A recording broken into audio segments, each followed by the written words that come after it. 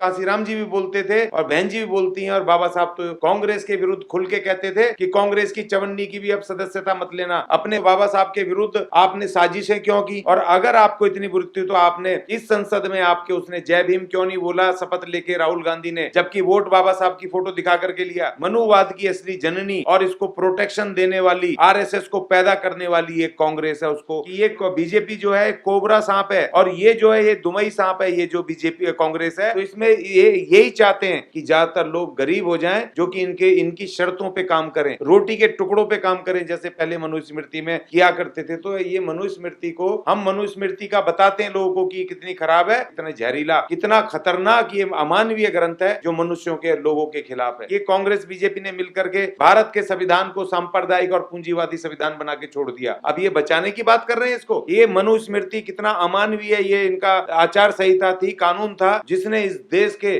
करोड़ों करोड़ लोगों का उत्पीड़न किया है, उनका शारीरिक आर्थिक मानसिक शोषण किया है, उनपे इतने क्रूरतम अत्याचार करें जो इतिहास में कहीं गवाही नहीं मिलती है।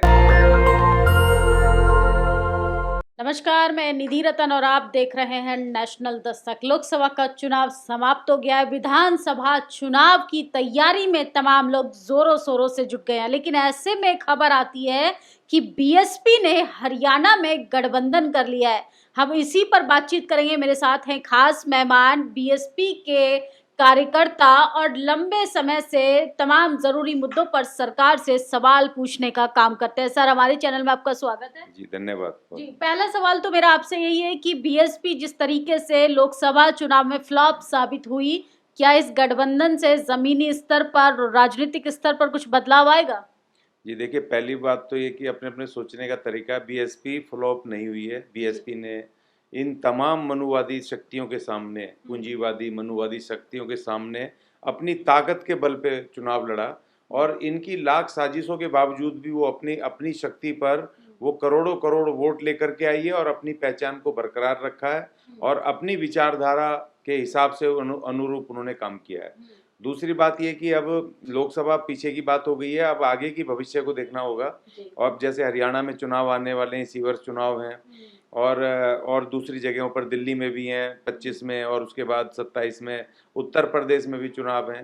तो राजनीतिक तरीके से सोचना होगा, और पार्टी अभी दिन रात काम पे लगी है, और इसीलिए इनेलो जो है वो पुराना उनका गठबंधन का पार्टनर है। पहले भी हरियाणा में उनके साथ गठबंधन हुए थे।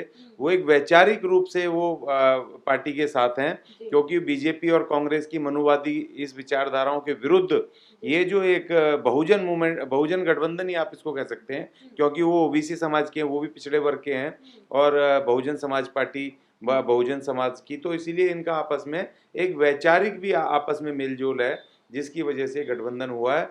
और ये पहली बार, इस बार ऐसा लग रहा है कि शायद इस बार बाजी पलटेगी, क्योंकि बीजेपी से हरियाणा के लोग पूरी तरह नाराज हैं, और कांग्रेस का अस्तित्व वहां पर धीरे धीरे खत्म हो रहा है। तो और वहां पर जो चौटाला परिवार है उनका अपना एक रुतबा है, और बहुजन समाज पार्टी इकट्ठी मिल जाएगी, तो वहां पर मिल गई है। तो वहां पर इस बार बीजेपी और बीएसपी और इनेलो की सरकार वहां बनेगी। आपको लगता है कि बीजेपी के हिंदुत्व पर जाट और दलित यूनिटी ये फैक्टर काम आने वाला है बहन जी का?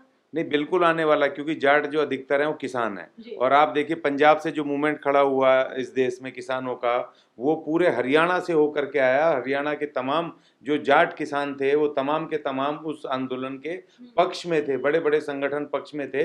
तो वो जो किसान आंदोलन हुआ था उसका बड़ा असर इस पे होने वाला है, क्योंकि बीजेपी ने और खासतौर पे खट्टर की जो सरकार थी, इसने जिस तरीके से लास्ट टाइम वहां पर रोक लिया, अंबाला बॉर्डर पे रोका किसानों को, तो उससे उनके अंदर बहुत ज्यादा रोष था। और दूसरा, जाटों में ये भी रोष था, क्योंकि हरियाणा जो जाट बहुल प्रदेश है, और वहां आज तक कोई भी पार्टी रही हो तो वहां जाट ही मुख्यमंत्री बना था। इस बीजेपी ने पिछले 10 साल में खट्टर को, अर्थात नॉन जाट को वहां पर मुख्यमंत्री बना के रखा, तो इसका भी उनके अंदर बहुत सारा रोष है। तो ये इस बार उसका जो रोष है उसका फायदा मिलेगा बीएसपी इनेलो गठबंधन को 100% मिलेगा। और जैसे बहन जी ने कहा, और कल आकाश जी ने भी, कि अगर गठबंधन जीतता है तो अभय चौटाला जी मुख्यमंत्री होंगे, तो वहां पर एक जाट मुख्यमंत्री को दोबारा से वहां पर बीएसपी की तरफ से, इस गठबंधन की तरफ से प्रमोट किया गया है, तो इसका लाभ जरूर मिलेगा। लेकिन धरातल पे दूसरी ओर एक तरफ देखा जाए कि बीएसपी जमीनी स्तर पर मजबूती पकड़ के साथ फिर से वापसी कर रही है, दूसरी ओर विश्वविद्यालयों की बात की जाए, बहुजन समाज की स्थिति बदतर होती जा रही है। आप लगातार देखेंगे कि मनुस्मृति को पढ़ाने का प्रावधान लाया जा रहा है कि एक सेमेस्टर में मनुस्मृति पढ़ाई जाए। इस पर क्या कहेंगे? बीएसपी सुप्रीमो मायावती ने तो कांग्रेस पे और बीजेपी पर निशाना साधा है।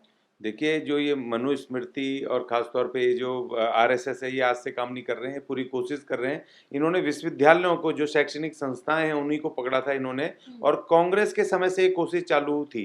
और जो इस देश के अंदर निजीकरण की नीतियां लाई गई थी, जो आरक्षण को ख़त्म करने के लिए, ये उसमें ये इन्हीं मनुवादियों का पूरा हाथ था। वो भी एक तरह से मनुवाद को लागू करने का वो पूरा का पूरा वो उसी समय से शुरुआत हो गई थी, क्योंकि जो ठेकेदारी प्रथा आई, उस ठेकेदारी प्रथा में निजीकरण के चलते तो वहाँ रिजर्वेशन खत्म हो गया। जो हमारी पार्टिसिपेशन था, जो उनकी बराबर बैठते थे अपर कास्ट के साथ, हमारे लोग क्लर्क भी बनते थे, वहाँ ड्राइवर भी बनते थे, असिस्टेंट मैनेजर भी बनते थे, रिसेप्शनिस्ट भी बन रहे हैं, तमाम पदों पे बराबर आ रहे हैं। तो उसको रोकने के लिए इन्होंने ठेकेदारी प्रथा करके हमारे जो इस देश में SC ST तो हैं सबसे ज्यादा 4th क्लास एम्प्लॉई, उनको वापस वहीं पर भेज दिया। और इन्होंने विश्वविद्यालयों में शाखाएं शुरू की। और देखिए, ये बड़ी बात है कि कांग्रेस के टाइम से शाखाएं शुरू हुई, वहां पर शाखा कैसे लग सकती है एक विश्वविद्यालय के अंदर? एक संगठन की जो ब्राह्मणवादी और हिंदूवादी विचार का संगठन है, उसको आपने कैसे अलाउ किया? ये कांग्रेस के टाइम से था। और देखिए, इसका विरोध हुआ, मनुस्मृति का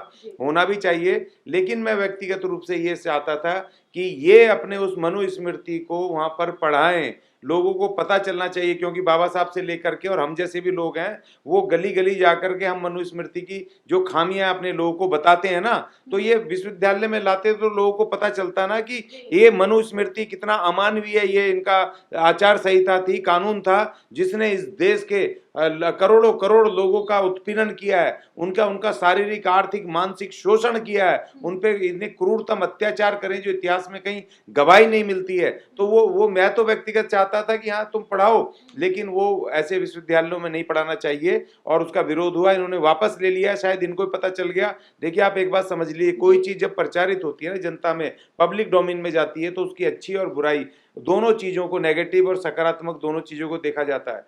जब 1917 में जब रशियन क्रांति हुई, तो वहां के लोगों ने कम्युनिज्म को पढ़ाया लोगों को। वो 50 साल भी नहीं टिकवाया। उस कम्युनिज्म के जो पढ़ाते थे स्कूलों में, कंपलसरी था, वो एकदम से वो धाराशाही हो गया, और आज वहां पे कम्युनिज्म खत्म हो गया है। जब आप किसी चीज को जब उसमें पाठ्यक्रम में लाओगे, तो उसकी बुराई और अच्छाई सब पता चलेगा। लेकिन इन्होंने बैकडोर से NCERT की किताबों में अपना पूरी तरीके से उसको घुसा दिया है मनुस्मृति को। और मनुस्मृति तो एक तरह से लागू है। जब आप लोगों के अधिकार खत्म कर दोगे और वहां तनख्वाह नहीं दोगे और वहां महंगाई बढ़ा दोगे, तो वो गरीबी में जाएंगे।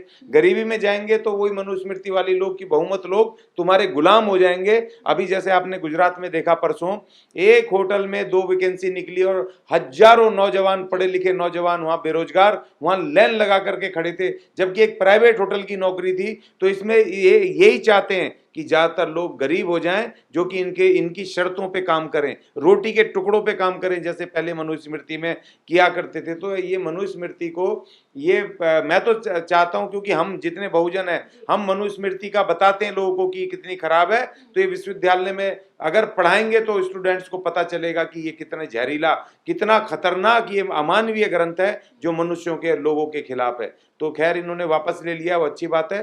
तो लेकिन ये कांग्रेस और बीजेपी दोनों जिम्मेदार हैं, जो बहन जी ने कहा, लगातार कहा, और इसीलिए उन्होंने चुनावों में इनके साथ गठबंधन नहीं किया कि ये दोनों एक। बहन जी के साथ कांग्रेस लीडर जयराम रमेश ने भी ये मुद्दे पर बात की, और उन्होंने कहा है कि डॉक्टर अंबेडकर के विचारों को खत्म करने का प्रयास किया जा रहा है। और आप कह रहे हैं कांग्रेस दलित विरोधी पार्टी है। नहीं, बिल्कुल, ये तो जयराम रमेश आज कह रहे हैं ना, आपने बाबा साहब को भारत रत्न क्यों नहीं दिया भाई? अगर विश्वनाथ प्रताप की सरकार नहीं आती तो बाबा साहब को भारत रत्न भी नहीं मिलता। अगर आपको बाबा साहब के इतने अच्छे विचार लग रहे थे, तो आपने बाबा साहब को 1952 के चुनाव में आपने 75,000 वोट रद्द करके बाबा साहब को क्यों हरा दिया भाई, 12,000 वोट से? अगर तुम्हें इतनी बात थी तो बाबा साहब के विरुद्ध आपने साजिशें क्यों की? और अगर आपको इतनी बुरी थी तो आपने इस संसद में आपके उसने जय भीम क्यों नहीं बोला शपथ लेके राहुल गांधी ने, जबकि वोट बाबा साहब की फोटो दिखा करके लिया? ये लोग मक्कार हैं, धोखेबाज हैं, और ये ये लोगों की भावनाओं को पकड़ने के लिए, वोट लेने के लिए कभी कभी ऐसे स्टेटमेंट बोल देते हैं, जबकि मनुवाद की असली जननी और इसको प्रोटेक्शन देने वाली, आरएसएस को पैदा करने वाली एक कांग्रेस है, उसको प्रोटेक्शन देने वाली। तो ये कांग्रेस ने ही तो सारे संविधान को खराब किया। बहन जी ने कहा ना, ये कांग्रेस बीजेपी ने मिलकर के भारत के संविधान को सांप्रदायिक और पूंजीवादी संविधान बना के छोड़ दिया। अब ये बचाने की बात कर रहे हैं इसको। तो ये कांग्रेस, ये जैसे मैं आज पढ़ रहा था, मैं मान्यवर काशीराम जी को, उन्होंने अपने समय पे कहा था कि ये बीजेपी जो है कोबरा सांप है, और ये जो है ये दुमई सांप है, ये जो बीजेपी कांग्रेस है, क्योंकि ये मीठा जहर से मारती है, धीरे धीरे तड़पा के मारती है, और बीजेपी जो है वो एकदम डस के तुरंत खत्म कर देती है। तो बीजेपी और कांग्रेस एक ही सिक्के के दो पहलू हैं। बहन जी भी उसके विरुद्ध बोलती थी, काशीराम जी भी बोलते थे, और बहन जी भी बोलती हैं, और बाबा साहब तो कांग्रेस के विरुद्ध खुल के कहते थे कि कांग्रेस की चवन्नी की भी अब सदस्यता मत लेना। अपने बहुजनों को कह के जाते थे, अपने अनटचेबल्स को, कि कांग्रेस को खत्म करना तुम्हारी जिम्मेदारी है। लेकिन अफसोस की बात यह है कि हमारे कुछ तथाकथित बहुजन बुद्धिजीवी जो अपने आप को कहते हैं, वो ही इन्होंने मरी मराई कांग्रेस को इस चुनाव में दोबारा जिंदा कर दिया, जिससे कि जयराम रमेश जैसे लोगों को बोलने का मौका मिल रहा है। इसका क्या कारण है कि बहुजन लोग जो हैं वो मुद्दे के प्रति कमजोर हो गए हैं, या उनकी वैचारिक सहमति नहीं है आंदोलन के प्रति?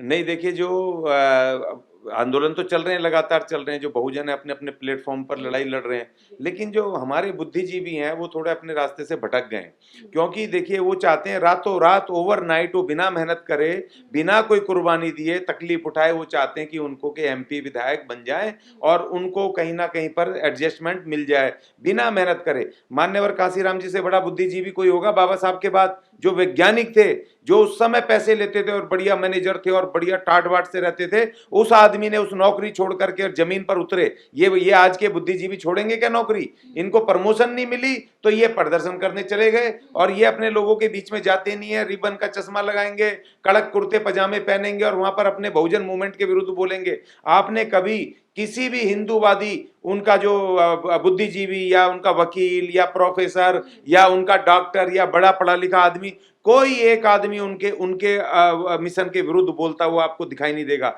उल्टे जो ब्राह्मणवादी, जो वैज्ञानिक बन गए, डॉक्टर बन गए, वो अपनी भगवानों की मूर्ति लगा के अपने क्लिनिकों में अपने धर्म को प्रमोट कर रहे हैं, अपने विचार को प्रमोट कर रहे हैं, और हमारे लोग अपने मिशन के विरुद्ध बोल रहे हैं। अगर तुम उनके साथ नहीं खड़े हो सकते तो कम से कम उनके खिलाफ तो मत बोलो।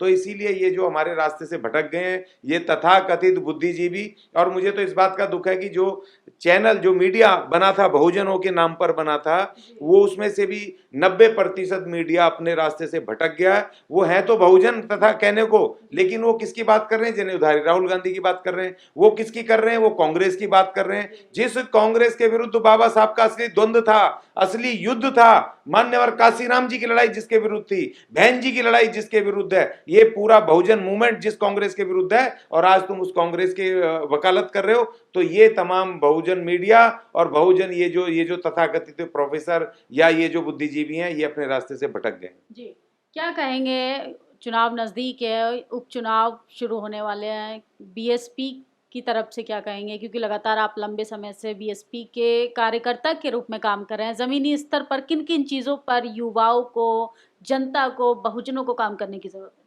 जी, देखिए, मैं ये कहना चाहता हूँ, जितने भी हमारे बहुजन कार्यकर्ता हैं, समर्थक हैं, या जो बहुजन मूवमेंट के सक्रिय नेता हैं, कि आपको जो पुरानी पद्धति थी, मान्यवर काशीराम जी ने और बहन जी ने जिस तरीके से जमीन पे उतर के काम किया था, लोगों की तकलीफों में उठाया था, लोगों के बीच में कैडर कैंप लगाए थे, जो अपने बहुजनों के बारे में, अपने इतिहास के बारे में, अपने मिशन के बारे में जो लोगों को करके इकट्ठा करके, और 4-4 बार उत्तर प्रदेश जैसे जातिवादी सूबे की, इतने खतरनाक सूबे की 4-4 बार मुख्यमंत्री बनाया, और इतने सारे आज तक वहाँ पर हमने एमपी बनाए, राज्यसभा एमपी, लोकसभा एमपी, और दुनिया भर के विधायक बनाए पूरे देश के अंदर, और आज पूरे देश में राष्ट्रीय पार्टी, पूरे देश में पार्टी को जमाया। तो इसीलिए आप जमीन पर उतर के लोगों के बीच में काम करो, अपने लोगों की बस्तियों में जाओ, उनसे बात करो, उनकी समस्याओं पे बात करो, बहन जी के काम बताओ, मान्यवर काशीराम जी के काम बताओ, अपने मिशन को बताओ, बाबा साहब के मिशन को बताओ, और बताओ कि हमें बहुजन सत्ता इस देश में कायम करनी है, तभी हमारा कुछ हो सकता है, वरना ये तमाम मनुवादी मिलकर के इस देश में मनुवाद थोप देंगे और तुम फिर दोबारा से गुलाम बनने वाले हो। उनको बताओ आने वाली परिस्थितियों के बारे में, इस कांग्रेस की पोल खोलो, बीजेपी की पोल खोलो और अपने महानायकों की बात करो, अपने संघर्ष बताओ और देखो ये ओवरनाइट आपको अगर उसका बेनिफिट ना मिले, अगर इस देश के अंदर अगर क्रांति खड़ी ना हो तो फिर आप मुझे बोलिएगा। जी, बहुत बहुत शुक्रिया हमें कीमती समय देने के लिए। धन्यवाद। तो ये थे बहुजन चिंतक अशोक अज्ञानी जी। हमारी बातचीत पे आप लोग क्या सोचते हैं, अपनी प्रतिक्रिया जरूर दीजिए, लेकिन कांग्रेस और बीजेपी से सावधान रहिए।